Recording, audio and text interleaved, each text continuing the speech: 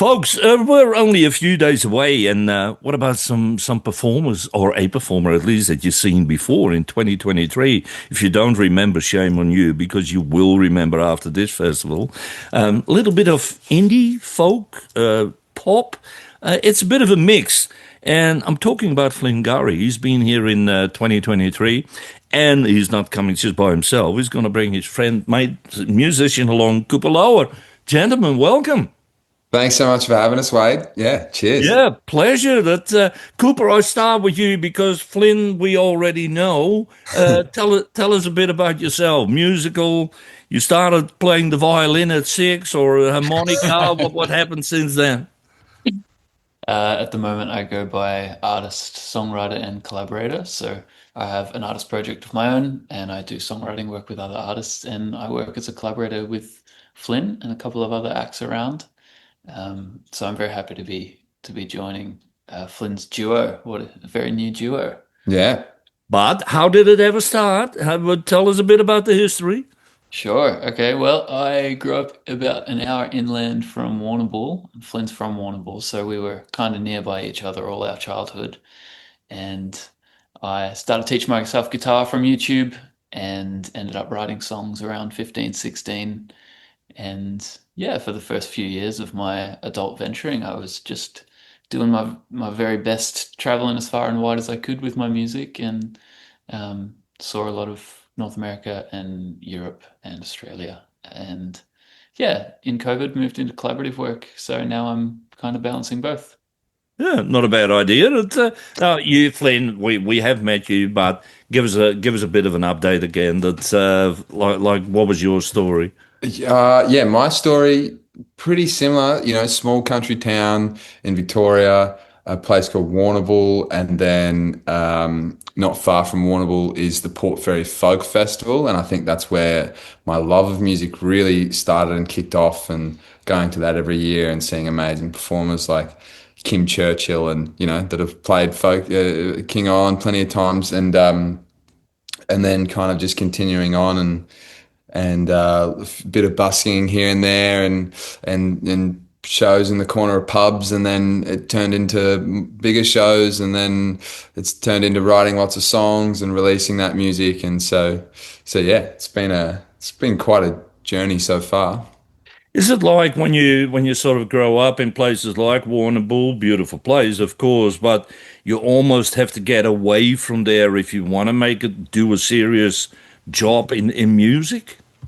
Yeah, I agree with that absolutely. Like I think there's so much opportunity in Melbourne, which is quite close, only 3 hours, and Cooper's spent a lot of time overseas with different opportunities over there. I also do think as well, like we've been talking about this a bit, where there's actually quite a lot of support for regional artists coming up. And if you are talking with friends in Melbourne as well who are musicians and they're come up, there's actually quite a lot of opportunities. It might take 2 hours to drive in the car to go play the gig, in the corner of a pub for $100. But there, it's quite a great community, Warrnambool. I think being close to Port Fairy and the festival, we were quite connected. So yeah, definitely there's lots of opportunity elsewhere, but there was lots of opportunity in Warrnambool as well. It's a pretty amazing place. Oh, that's good at least. What about you, Cooper, making a move overseas? That must have been a bit daring. Well, it didn't feel daring to kind of leave Warrnambool. I think, by the time Flynn and I became friends, I was just about finishing school. I'm 2 years older. And yeah, we were so excited to just start following in the footsteps of our heroes and chasing the sun. So as I've gotten older, I look back and I think, wow, that was really quite daring. Just this, boy from a small town going to play music as far and wide as I can. But at the time, it just seemed so obvious. Yeah. But what did you do? Is it like jump on a plane, say to London, and start busking, and hopefully somebody sees me, or what? I remember funny, but I flew to my friend in Basel in Switzerland and shacked up with him for about maybe a week and a half. Spent my last money on buying like a trolley from their Bunnings warehouse and a lithium battery, an inverter, a speaker, and I already had some CDs. And I spent about 3 months in hostels, just kind of arriving to a new city, setting up shop, playing to as many people as I could, making as many contacts and building as much community as I could. And then when it got too cold, come about September, October, I came back to Australia and continued playing here. And that was a few years worth of going back and forth. And slowly over time, it was a little less busking, a little more playing shows and kind of deepening those connections and those communities. So But in itself, it's quite daring, isn't it? Because you could have absolutely failed that you sit there in the streets in Basel, Geneva, wherever you go, and people, oh, who are you? Like, yeah, that was exactly what wasn't on my mind, really. I just had this thirst to see the world through just playing my way around and busking. And yeah, failure wasn't really on my mind so much. I think it's the joy of being, 18, 19, 20, Yeah, and yeah. you've just got so much can do.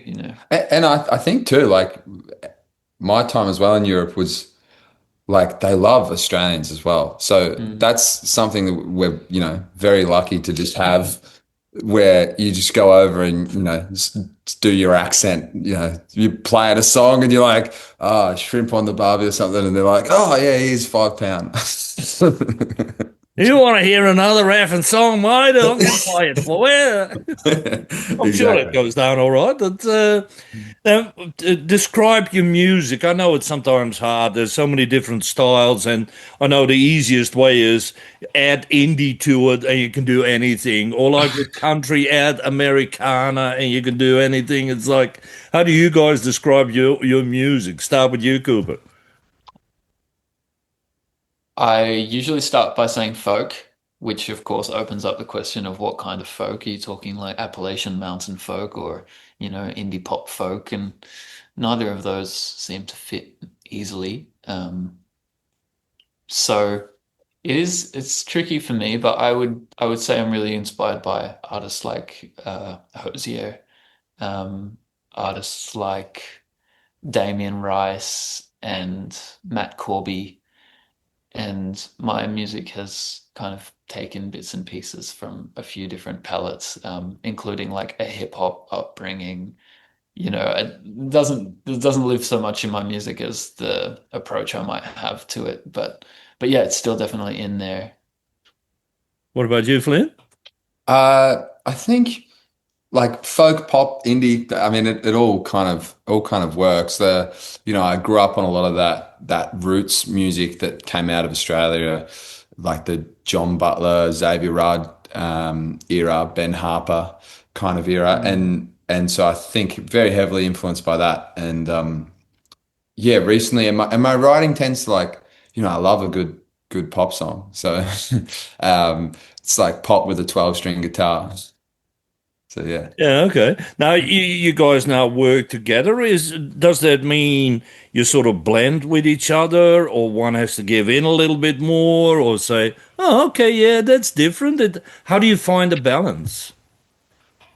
Yeah, well, I think our collaboration kind of started from this summer of writing songs together. I signed a record deal and then had to have a body of work ready to go, and I didn't really have the songs ready to go, and so I kind of rang Cooper and I was like, "Hey, we should write some songs." And Cooper's such a fantastic lyricist that all we had to do was just finish off a lot of half-finished songs, and and then that kind of just eventuated into Cooper helping out with some music director stuff, gear things at shows, and then eventually, yeah, we've been playing together. So in terms of who calls the shots, I would say, I would say I call the shots, but it's very like I think so highly of Cooper's opinion, and that's why he's in such an integral role in the kind of Flynn Gurry project because he's such an amazing musician and brain to have Yeah, but around. isn't it when you play together, it's like when you fill each other in and you sort of learn from each other and you find a great balance. It's what it's all about, isn't it? Absolutely. Yeah. I would almost add to what Flynn said by saying, that the role of us both in our collaborative work being in service of Flynn's music has never been unclear, I think. I think it's just been this wonderful process whereby we both put our, like shared sensitivities together. And for that reason, we can really get on the same path, I feel like a lot of the time. But then we come from such different backgrounds that we're always finding things that we would, and forgive the kind of cliche, but like we would just never imagine finding just if it were just us writing the song solo. Some of the ideas I would have in Flynn's company are nowhere near what I would have if I was writing a song on my own. It still came out of me, but it's so interesting to like draw from each other's wells of inspiration and influence, and yeah, like really tap into the sound that Flynn's chasing. It's such a wonderful process for me. It really pushes me um, outside of places that I kind of feel, Hmm. most comfy.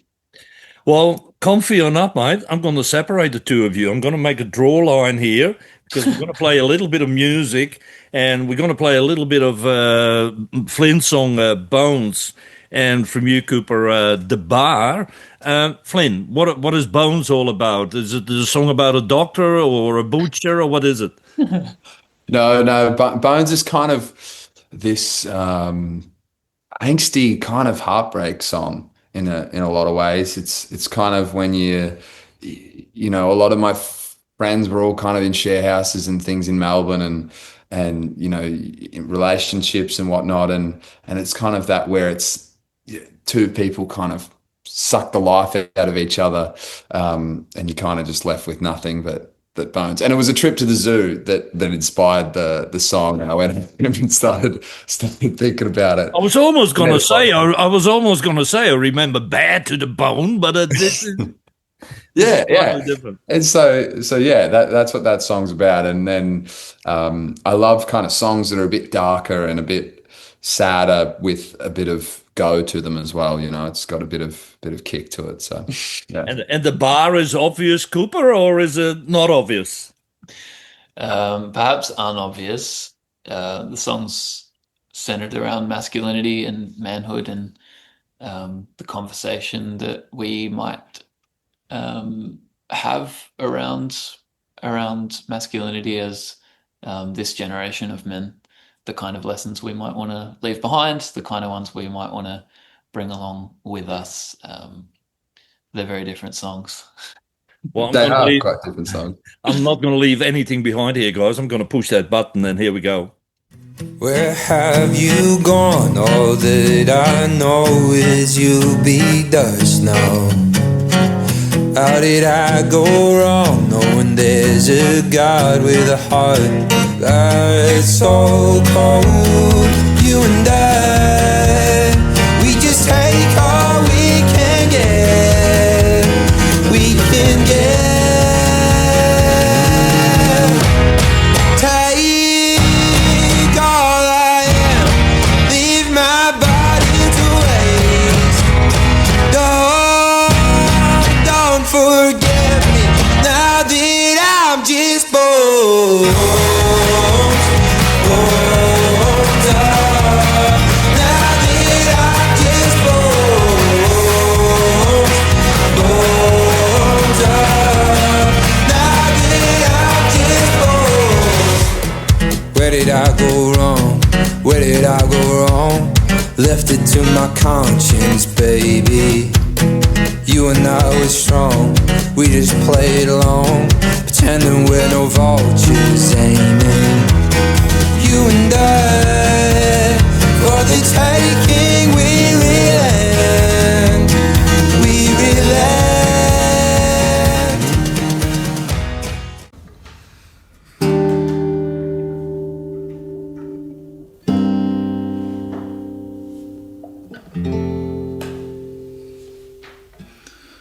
Simmer down tonight with me.